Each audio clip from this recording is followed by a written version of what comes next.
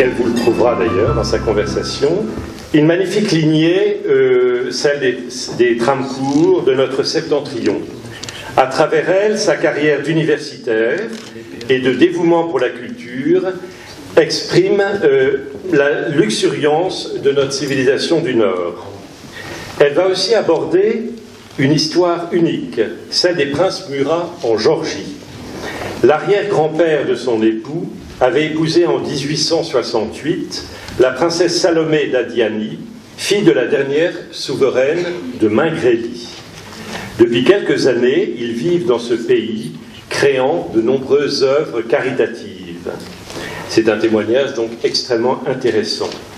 Son histoire personnelle est l'exemple de comment Dieu unit les familles et leur histoire dans la paix. Elle n'a pas seulement préservé la culture française, mais également donné sa compréhension unique de la Géorgie à travers ses livres, reflète son expérience. Elle est l'auteur de nombreux ouvrages et études, dont la saga des Murats du Caucase, en 3 tomes, s'il vous plaît, et la saga des Chabots, en 2 tomes. Elle est une femme qui vit pour les autres. Merci, chère princesse, de nous permettre cette soirée passionnante. Voilà. Je tiens à remercier Marc Hostier, ici présent, qui se cache. Voilà. Mais tout le monde, personne n'est dupe, et donc on le remercie pour sa grande générosité, et ce dîner en est l'expression. Rendons à César ce qui est à César. Voilà. Je laisse la parole maintenant à Christophe Guénassia, qui est avocat international et qui va nous parler d'autres sujets très passionnants aussi. Alors, j'ai été ravi de découvrir récemment l'œuvre de la princesse Alain Murat. Vraiment, c'est un travail assez extraordinaire dont on a pu apercer cette portée. Elle suscite une émotion toute particulière en Géorgie et dans l'ensemble des pays de l'Est. Et aujourd'hui, on aimerait partager un moment privilégié qui est la remise d'une marque d'estime du Comité oriental bonapartiste. Et dans ce cadre, en fait, je vais demander à Eugénia Turcan, qui est vice-présidente de cette association, du Comité oriental bonapartiste, de venir nous rejoindre pour vous dire un mot et remettre une marque d'estime de ces pays et de toutes ces personnes qui soutiennent la princesse Alain Murat.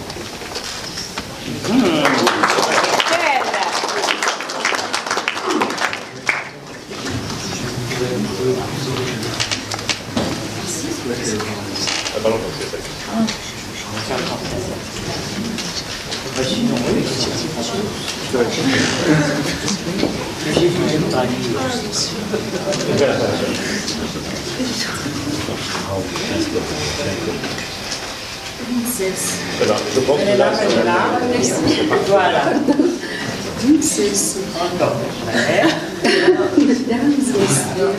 C'est un grand honneur pour moi d'être avec vous ce soir. Je suis parmi vous aujourd'hui en qualité de représentant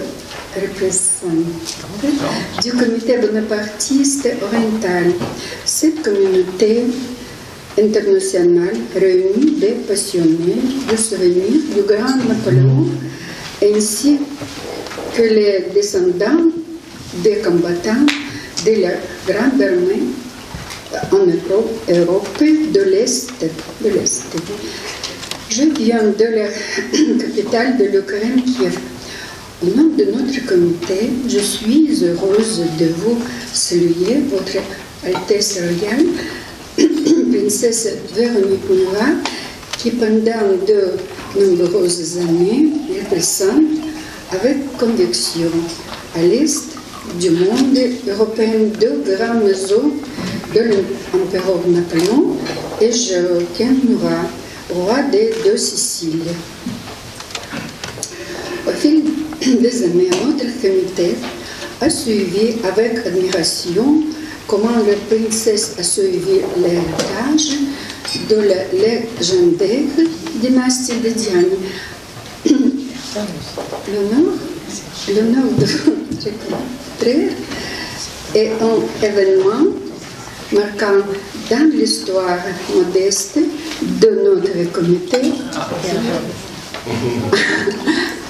J'ai l'honneur de vous remettre le signe de comité bonapartiste oriental comme le symbole de notre respect. Merci.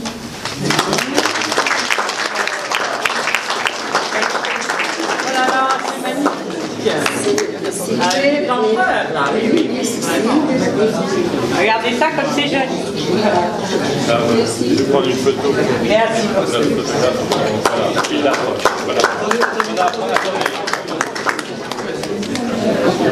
Allez, oh là là, mais non pas oh là là.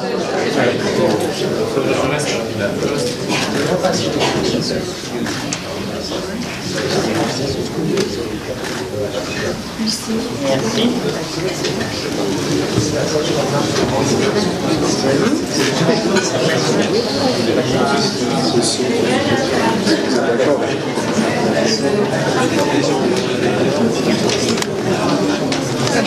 Alors, je voudrais, s'il vous plaît, inviter Ludmila Ménager à nous rejoindre. On l'applaudit bien fort.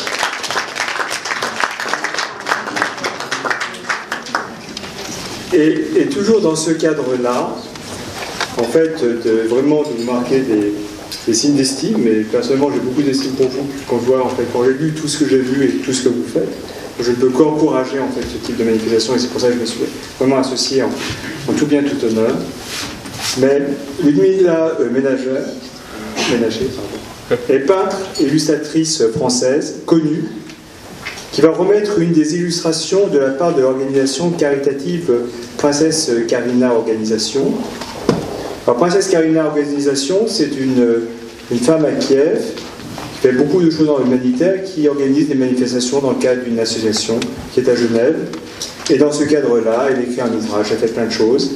Et c'est vraiment un marque aussi d'estime pour participer à la mise en valeur du patrimoine européen romantique, de vous fournir aussi des illustrations qui vous seront présentées et qui permettront d'être mises aux enchères pour votre projet de restauration.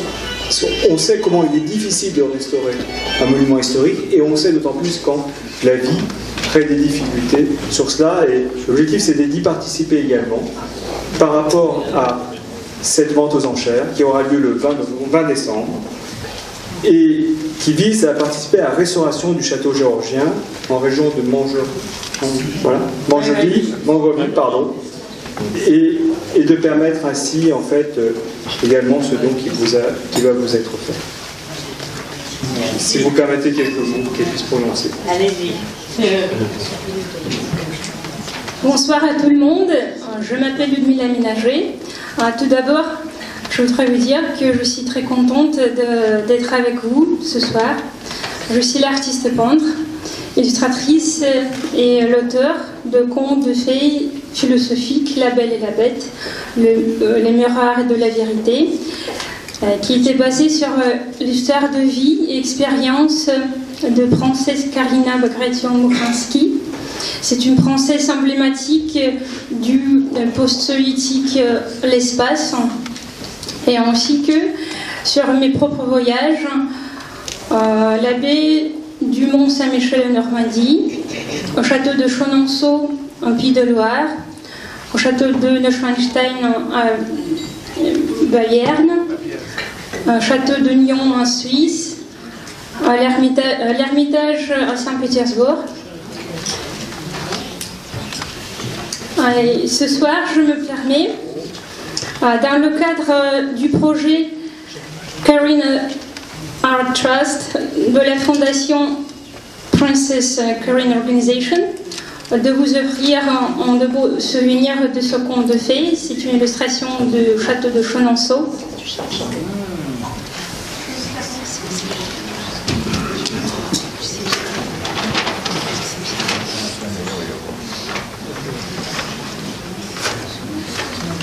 Ah. Merci, merci.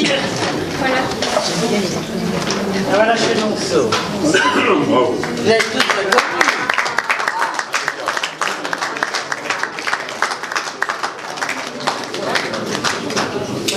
Ah oui, oui.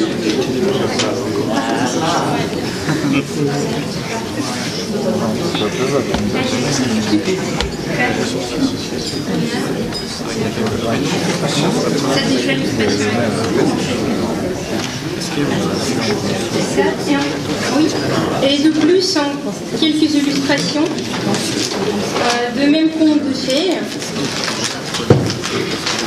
plutôt avec le patrimoine mondial, l'abbé du Mont-Saint-Michel. Voilà. Ça, c'est l'Ermitage.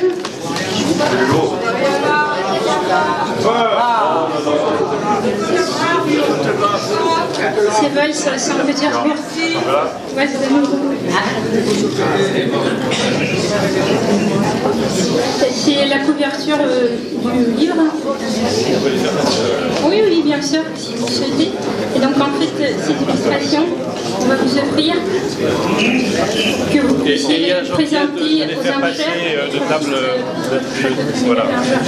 Merci, merci. En tout cas, bravo. Vous aimez les contes, vous aimez la fantaisie, vous avez beaucoup d'imagination. Alors merci, merci beaucoup. Bonsoir à tout le monde.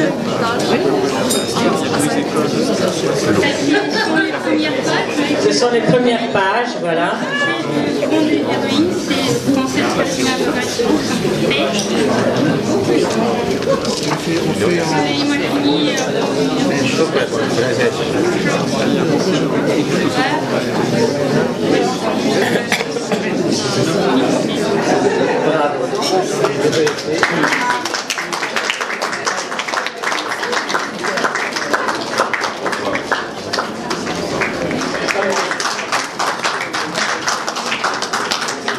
Ayant appris ces nombreux cadeaux qui allaient être faits, j'ai voulu offrir un de mes collages à la princesse Anna Murat, qui est un de mes collages, qui est un projet de tapisserie que je vais éditer en 8 exemplaires et pas plus, ceci étant un des exemplaires.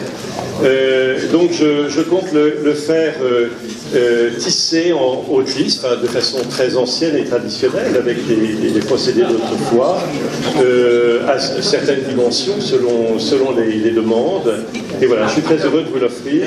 Je voulais vous dire que j'ouvrais un petit peu ce lieu de travail, qui est rue de Bourgogne à Paris, le dimanche 2 décembre, l'après-midi, juste avant un concert qui a lieu d'ailleurs aux Invalides à côté, de 15h à 19h.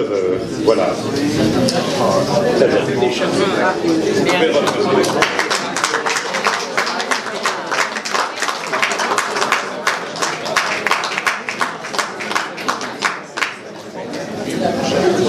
Donc je suis trop touchée par tous ces cadeaux, c'est trop pour moi, ça c'est sûr, mais bon voilà, la vie est ainsi.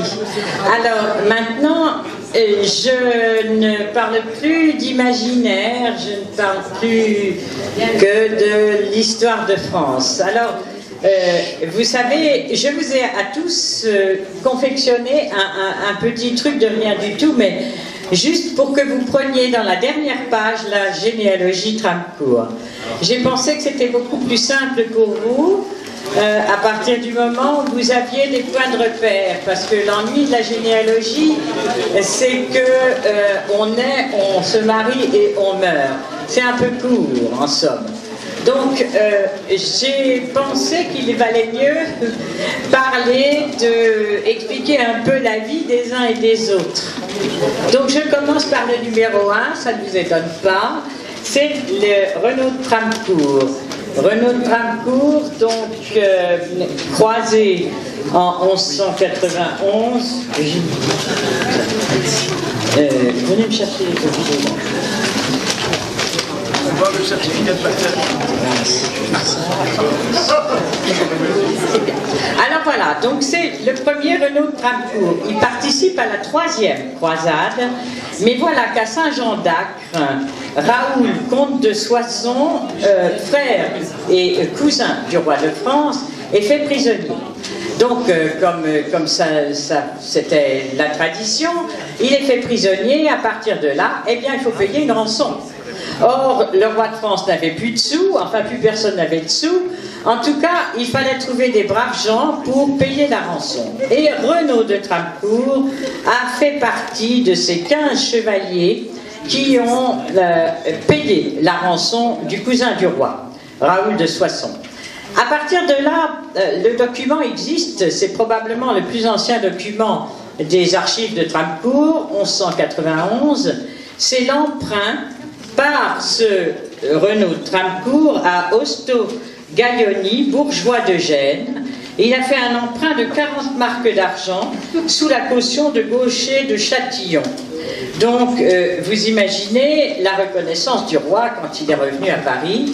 Eh bien, il lui a donné l'autorisation de porter les armes que nous portons toujours, donc la croix ancrée noire que vous avez là sur fond d'or. Enfin, en langage d'héraldisme, c'est plus compliqué que ça. Mais enfin, bon, je ne sais plus trop comment on dit.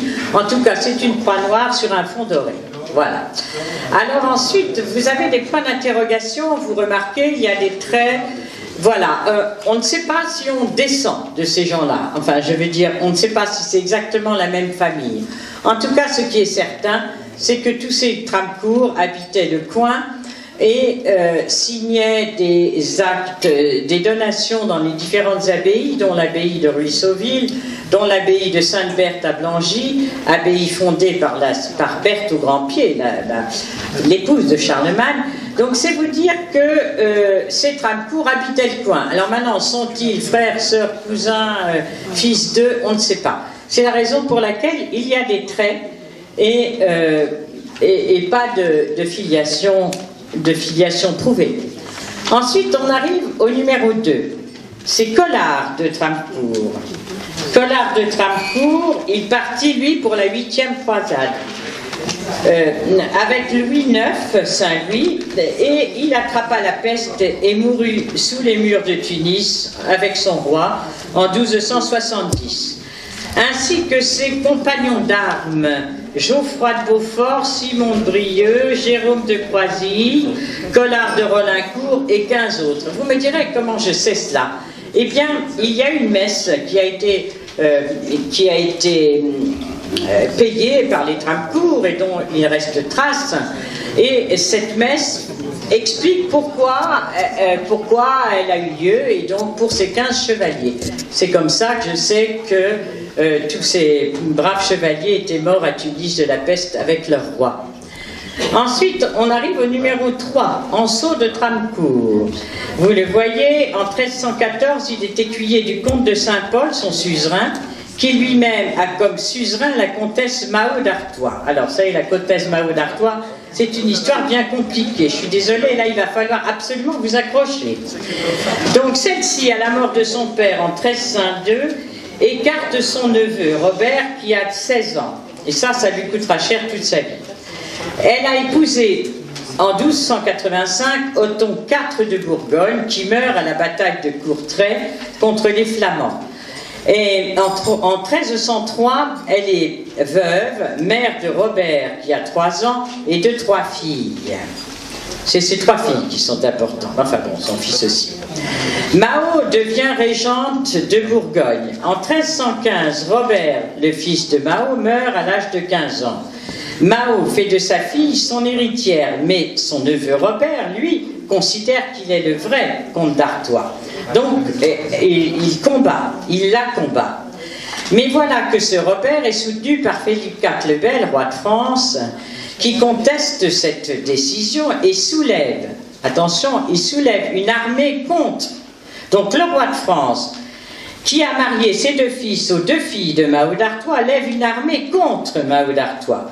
Donc c'est déjà un peu tordu, hein, cette histoire. Enfin, en tout cas, les 2 Tramcourt font partie de ces chevaliers qui sont fidèles à Mahot d'Artois, puisque c'est leur comtesse d'Artois, ils n'ont pas le choix de toute façon, ils doivent être fidèles. Et donc ils doivent combattre le roi de France. Mais à ce moment-là, ils refusent. Donc la comtesse d'Artois, Mahot, est absolument furieuse et elle assigne à résidence dans leur manoir de Tramcourt les deux jeunes gens, donc Anseau et son frère Guillaume. C'est ces deux-là qui sont ni plus ni moins emprisonnés, gardés par des gendarmes autour du manoir, et ils sont invités à comparaître au tribunal de Saint-Paul-sur-Ternoise pour haute trahison, donc la mort. Plus grave. Mao ne sait pas trop que faire, elle fait traîner le procès, elle se dit que s'il y a un procès, tous les autres chevaliers vont être avec ces Tramcourt contre elle. Là-dessus arrive le fameux scandale de la Tour de Nesle, vous connaissez tous, donc les deux filles de Mao d'Artois sont accusées d'adultère, leurs amants sont pendus, tués, enfin bon, elles sont envoyées dans les différents monastères, et donc Mao est quand même pas en odeur de sainteté, c'est le moins qu'on puisse dire, auprès du roi de France. À partir de là, elle décide de libérer les 12 chevaliers qui étaient emprisonnés dans les prisons d'Arras, dont les deux Tramcourt. Donc ces deux Tramcourt reviennent à Tramcourt, retrouvent leurs biens qui entre-temps avaient été confisqués, et se coulent une vie relativement douce. Vous allez voir la suite. 1346, les Anglais arrivent de Normandie, se dirigent vers Calais et s'affrontent à Crécy-en-Ponthieu. Le Tramcourt de l'époque est capitaine, toujours le même, le fameux Anseau. Il est capitaine, il combat, il est fait prisonnier à Crécy et il doit payer une rançon. Pour cela, il est obligé de vendre la seigneurie de Tramcourt de 185 hectares. Il vend la seigneurie, mais il conserve le nom de Tramcourt et surtout le manoir. Alors on continue, 1369, Marguerite de Flandre, comtesse d'Artois, épouse Philippe le Hardi, duc de Bourgogne. L'Artois devient alors les vicissitudes du duché de Bourgogne. Or c'est à l'époque, la Bourgogne est à l'époque une puissance supérieure à la France, ni plus ni moins, et elle encadre la France au nord et à l'est.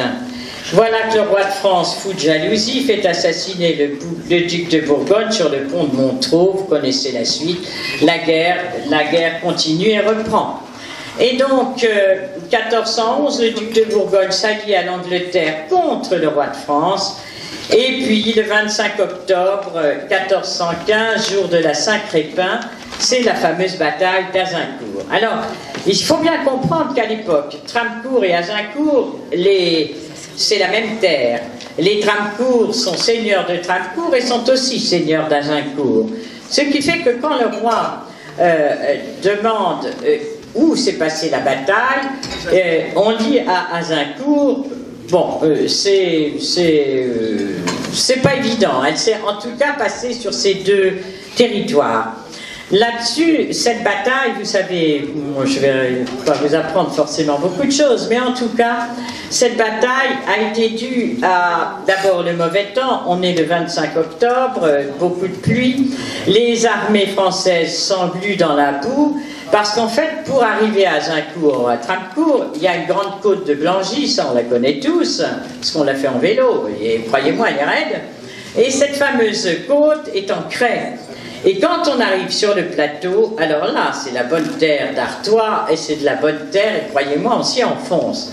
C'était le 25 octobre, les chevaliers, les cavaliers français se sont enfoncés dans la boue. Et la deuxième raison, c'était les cordes des arcs. Les Anglais avaient comme corde sur leurs arcs des boyaux de chat qui résistaient à la pluie. Les Français, eux, avaient des cordes qui, avec la pluie, s'effritaient, devenaient beaucoup plus molles, et donc on ne pouvait plus tendre et tirer les flèches comme l'ont fait les Anglais. Et donc la cavalerie française a été absolument décimée. Et donc à la fameuse bataille d'Azincourt, 25 octobre, jour de la Saint-Crépin, à 14... Enfin, un trésor absolument extraordinaire. Bon, ça c'était le numéro 6, je passe au numéro 7. Antoine de Tramcourt. Alors lui, il est guidon puis enseigne de la compagnie du comte de Sort. Et en 1596-97, il sert avec 4 chevaux au siège de Calais, d'où l'en Cambrai toujours contre l'ennemi français.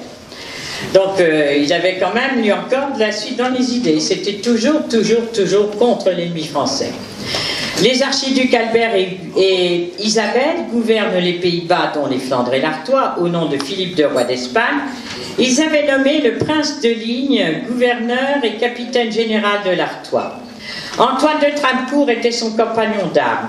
Ils avaient été élevés ensemble, ils se connaissaient très très bien et ils étaient liés par une grande amitié. Je vous lis juste la fin d'une lettre datée du 28 avril 1621. Le prince de Ligne écrit ainsi: « Votre fort bon et affectueux ami, à vous complaire et servir. » C'est quand même bien dit. Et ça, signé le prince de Ligne. Donc, il y a à peu près 25 lettres d'échange entre ces deux personnages. En 1612, Antoine de Tramcourt reçoit les lettres de chevalerie de l'archiduc Albert et Isabelle en récompense d'avoir si bien combattu l'ennemi français. C'est écrit dans les documents, c'est pour ça que je vous le dis. Et donc ensuite, il continue à combattre et il est nommé par le prince de Ligne gouverneur général d'Artois, ce qui était un poste énorme à l'époque, vraiment énorme, pour commander les paysans du comté de Saint-Paul et d'Esdin contre les troupes françaises qui risquaient d'envahir encore une fois l'Artois. Donc vous voyez que c'est toujours vraiment des hommes d'armes, mais qui ont leur manière de penser la politique quelque part. Ensuite, on arrive au numéro 8, Georges de Tramcourt.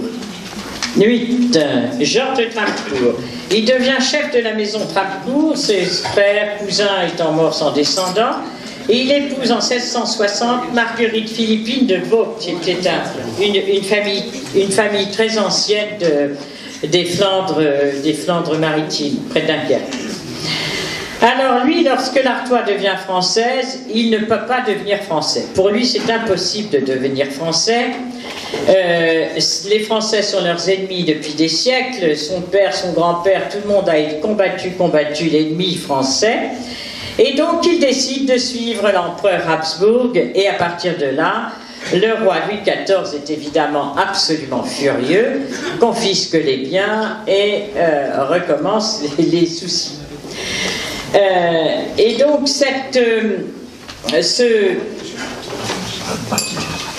Tramcourt, disons, il meurt très vite, il suit les Habsbourg, mais ensuite il meurt très vite. Et par fatalité, sa femme, elle, reste à Tramcourt avec les enfants mineurs. Donc à partir de là, Louis XIV ne peut pas confisquer les biens puisque les enfants sont mineurs.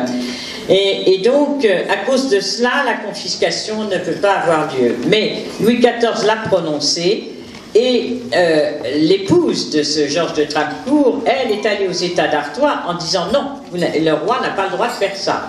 Donc, et elle a tenu tête à Louis XIV. Ça n'est pas la seule. Je vous montre le numéro 8 de Marguerite. Marguerite de Tramcourt, elle était abbesse de l'abbaye d'Étrun. L'abbaye d'Étrun est une abbaye très très puissante à côté d'Arras. Et voilà que Louis XIV trouve qu'il faudrait que la fille qu'il a eue avec Louise de la Vallière devienne abbesse de l'abbaye d'Étrun. Donc, en bref, il vire la Tramcourt et il met sa fille naturelle. Eh bien, l'abbesse tient tête à Louis XIV et elle attaque la décision du roi auprès du Conseil d'Artois et Louis XIV est obligé de céder. Donc la jolie demoiselle repart, qui avait 16 ans, repart à Paris et pendant que l'abbesse de Marguerite de Tramcourt, elle redevient abbesse de Tramcourt. Donc vous voyez, entre le frère et la sœur qui tiennent tête à Louis XIV, c'était quand même des gens bien décidés à ne pas se laisser faire. Alors ensuite, on arrive au numéro 9, Alexandre. Alexandre de Tramcourt, le fils de Georges. Il est capitaine dans les armées de Louis XIV. Lui, par contre, il devient français parce qu'il a été élevé sous l'occupation française. Donc pour lui, il est tout à fait intégré à l'armée française. Et donc, à 43 ans, il épouse Isabelle de Béthune, qui a 24 ans. Il meurt très vite, 5 ans plus tard, il la laisse veuve, mère de 2 fils et d'une fille. Elle a 29 ans. Donc pendant 50 ans, c'est elle qui va gérer la fortune Tramcourt d'une main de maître, puisqu'elle était veuve. Alors, ça c'était le sujet de ma thèse de doctorat d'État avec le professeur Coubert.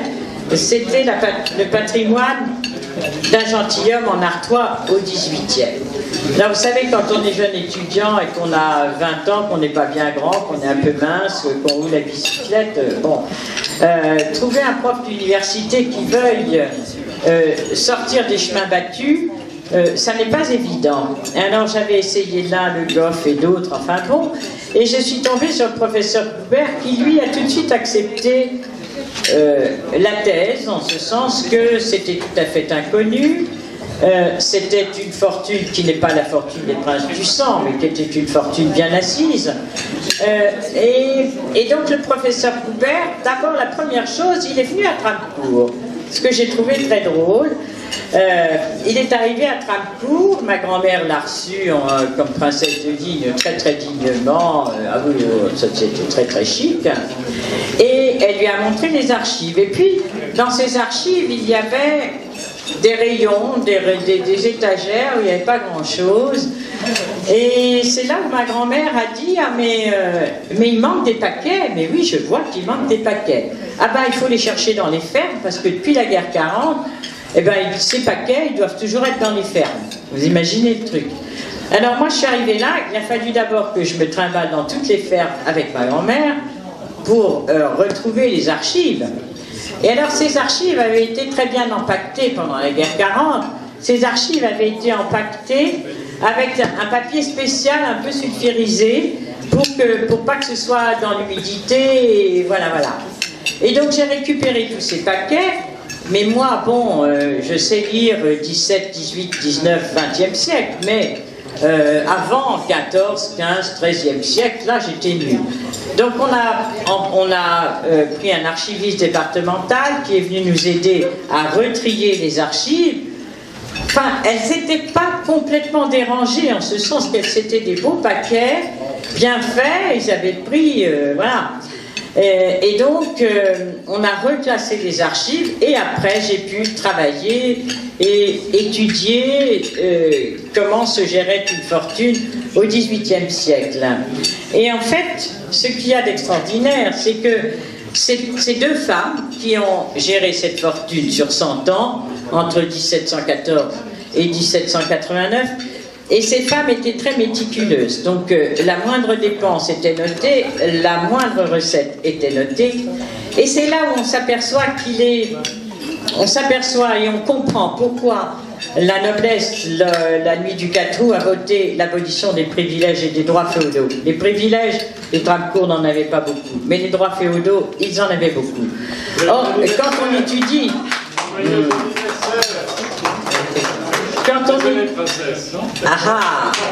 Alors, il y a Elisabeth, ma grande sœur, qui a 1 an de plus aujourd'hui. Alors, je vous demande de l'applaudir. Ah oui. C'est vrai que quand le jour, quand M. Marcostier et Thierry Prouveau m'ont dit c'est le 19 novembre, je me suis dit, ah ça c'est une date que je connais. Bon anniversaire en tout cas.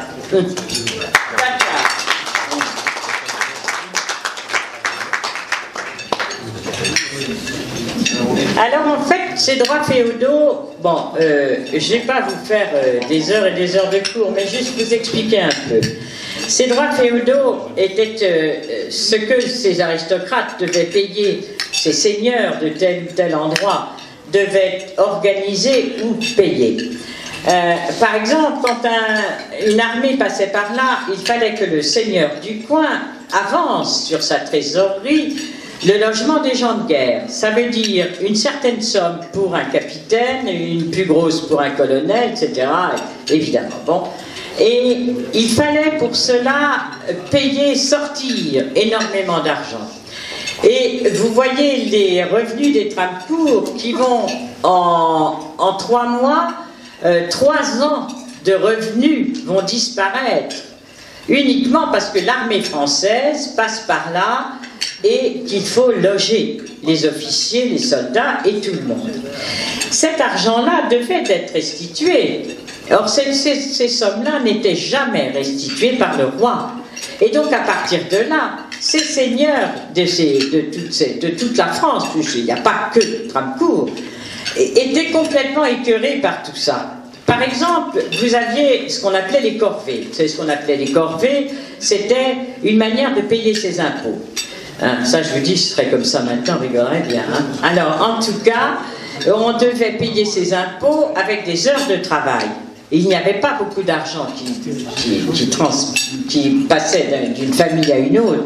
Et donc, on donnait des heures de travail. Et donc, un paysan qui n'avait pas d'argent devait tant d'heures de travail. Voilà ce qu'on appelait la corvée. Et donc, ces corvées, quand il fallait refaire une route, refaire un pont, reconstruire un clocher, est-ce que je sais, souvent c'était insuffisant, les heures de travail des paysans. Et donc, c'est le seigneur du coin qui payait de sa poche. Mais le roi devait rembourser. Or, ça n'était jamais remboursé. Et quand on voit, quand on imagine, bon, les Tramcourt, ils avaient quand même une belle fortune, mais on imagine les gens moins riches qu'eux, quand vous avez 3 ans de revenus qui disparaissent en un mois, eh bien, croyez-moi, c'est quand même pas évident à vivre tous les jours.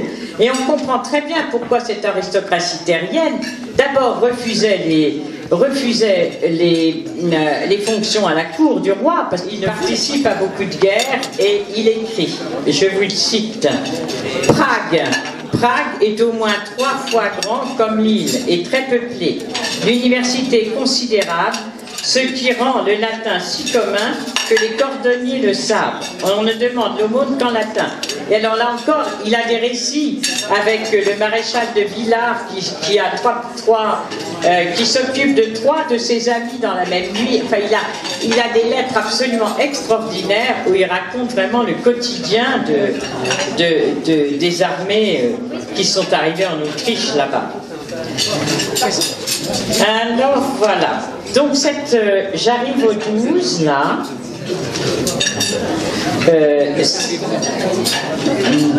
Au numéro 12, vous avez 4 frères, oui, et ces 4 frères, l'aîné Victor décide d'épouser sa cousine germaine Aline pour rassembler la famille. Alors, leur mère, puisqu'elle avait 4 garçons, avait décidé d'acheter 4 propriétés.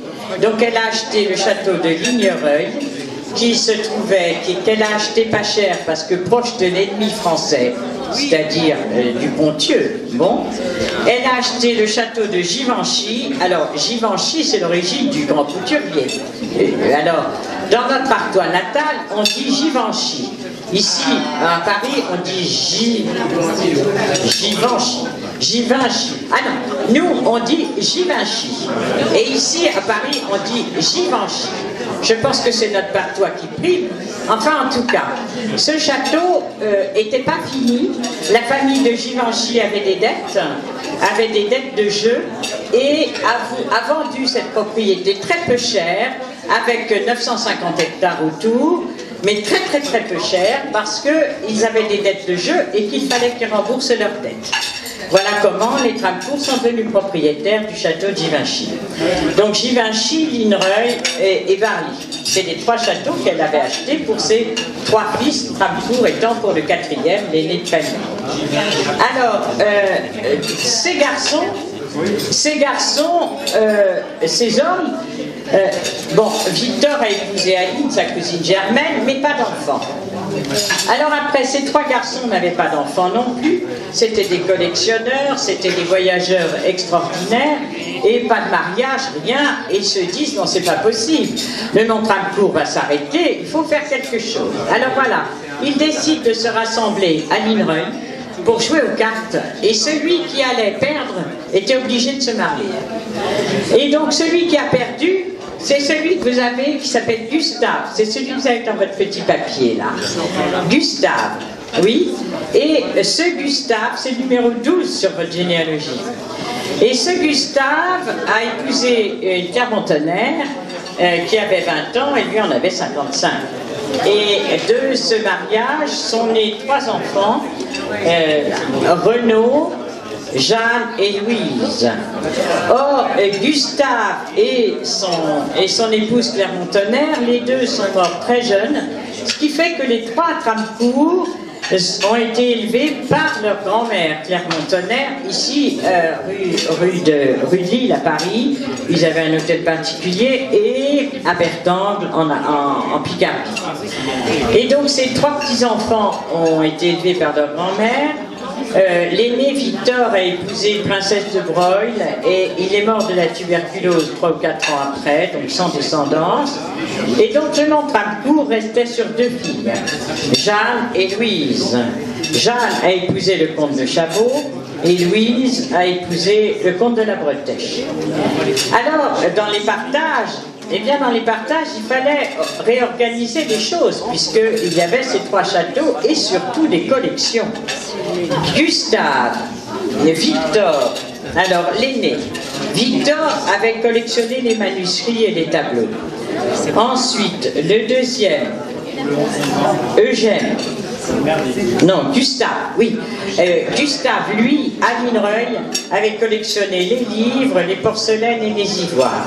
L'autre, le suivant, à Givenchy, lui, avait collectionné les tableaux, dont de Rubens, Van Dyck, et des tableaux, mais de grands maîtres, mais pas connus à cette époque, et à cette époque, c'était pas la mode. Et donc, ensuite, le dernier, lui, avait collectionné les manuscrits.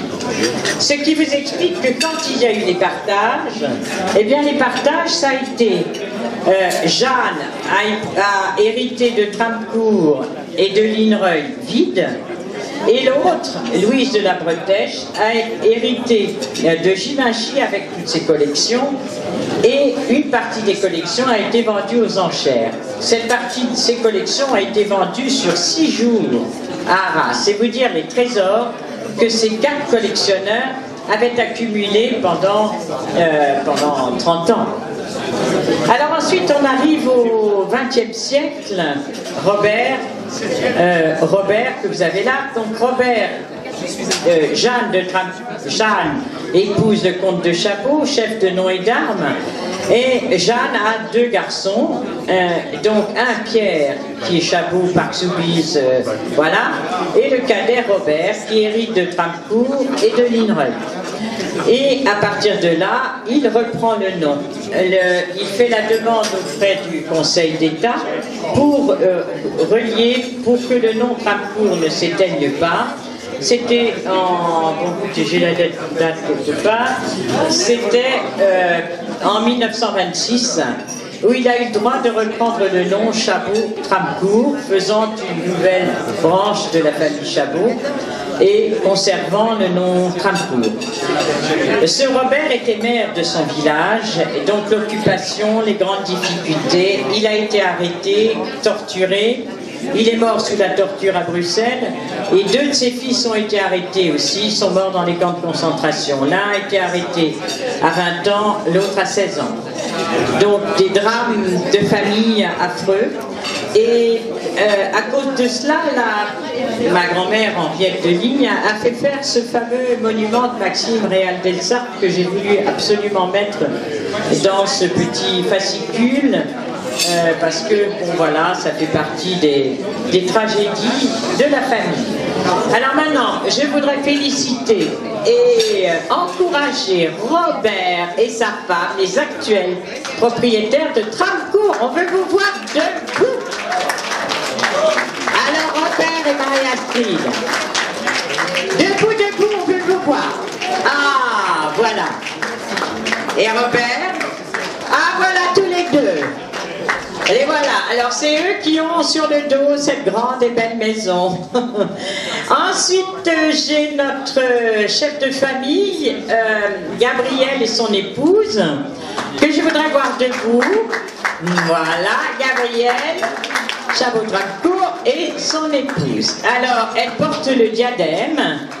Elle porte le diadème Tramcourt qui a été commandé à la maison Chaumet en 1888 pour le mariage de Jeanne de Tramcourt avec Guillaume de Chabot. Donc voilà, le diadème est toujours dans la famille et je suis très très flattée qu'il l'ait porté ce soir.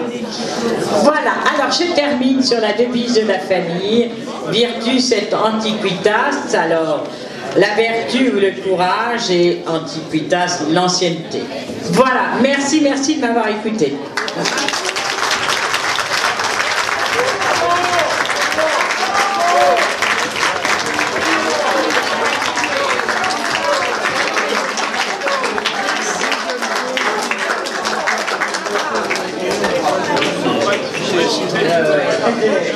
Voilà, maintenant il y aura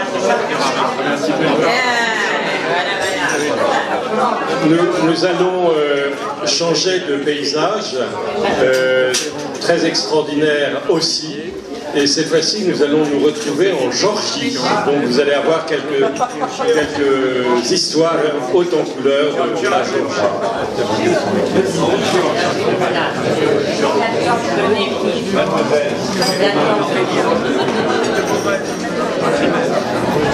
Alors parmi vous, mes petites filles vont passer parce que il y a une tombola. J'ai des gentils amis qui ont donné des très très jolis lots, fauchons, enfin bon, audio, des choses jolies. Et donc voilà, donc c'est ma petite fille Eugénie Dualdouette et son amie qui passent parmi nous pour voilà. Donc vous n'écoutez pas. Non, maintenant. Alors voilà, donc c'est une histoire un peu différente. D'abord, c'est pas original. Hein, qu'est-ce qu'une Chabot-Tramcourt vient faire en Géorgie? Eh ben, j'ai suivi mon mari, c'est tout, c'est pas plus compliqué que ça. Mais pourquoi la Géorgie? En fait, c'est un mariage qui avait été organisé sous Napoléon III entre le prince Achille Murat et la princesse d'Adiani pour que la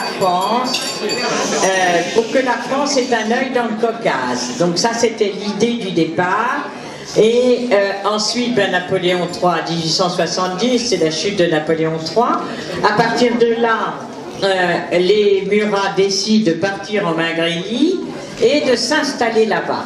Et donc le prince Achille Murat va transporter ses chevaux, ses cuisiniers français, son maître d'hôtel français, enfin son petit coin de France en Géorgie.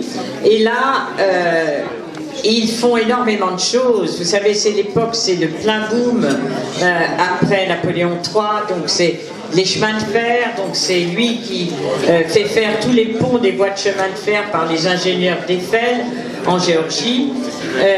Ensuite, ils font beaucoup de choses avec la voie de chemin de fer entre Bakou et la mer Noire, qui était vraiment la voie de chemin de fer financée par les Rothschild.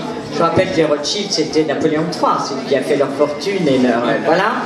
Et donc les Murats, et donc tout ça faisait, et puis les Nobel, si vous voulez, les Nobel, eux, s'occupaient des recherches et du naft, enfin ce qu'on appelait le naft à l'époque, on appelle le pétrole maintenant, et donc tout ça, c'était, comment vous dire, c'était une partie du monde où la vie bougeait énormément, énormément, à cause de ce pétrole déjà.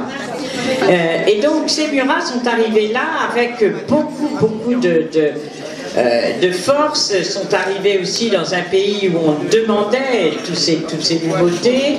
Donc c'est eux qui ont fait venir Eiffel, c'est eux qui ont fait drainer les marais par les architectes de Ferdinand de Lesseps, qui pendant ce temps-là creusaient le canal de Suez. Tout ça, c'était la même époque et c'était cette vie-là. Voilà. Alors ensuite, en 1917, la famille a été chassée. Il faut dire qu'ils étaient plus très nombreux, il n'y avait que mon beau-père. Et mon beau-père est venu en France faire son service militaire en 1917, donc pendant la guerre 14. Et ensuite, il est resté en France parce qu'entre-temps, les Mencheviks, puis les Bolcheviks, sont arrivés en Géorgie. Et donc nous avons décidé de revenir là-bas en 1996. Nous avons été invités par le gouvernement. Et puis, ils nous ont promis de nous redonner une des 5 propriétés volées, mais on n'a jamais rien récupéré. Mais en tout cas, il y a 4 ans, on s'est dit, bon, on en a marre d'attendre, et on a poussé les vaches, les cochons, les chèvres, et on s'est installé à leur place. Et donc là, ils ne peuvent rien dire, parce que de toute façon, c'est la propriété où mon beau-père habitait. Et donc, c'est à nous, même si c'est pas à nous, si c'est toujours à nous. Enfin, c'est un peu compliqué tout ça. En tout cas, voilà. On retape cette maison.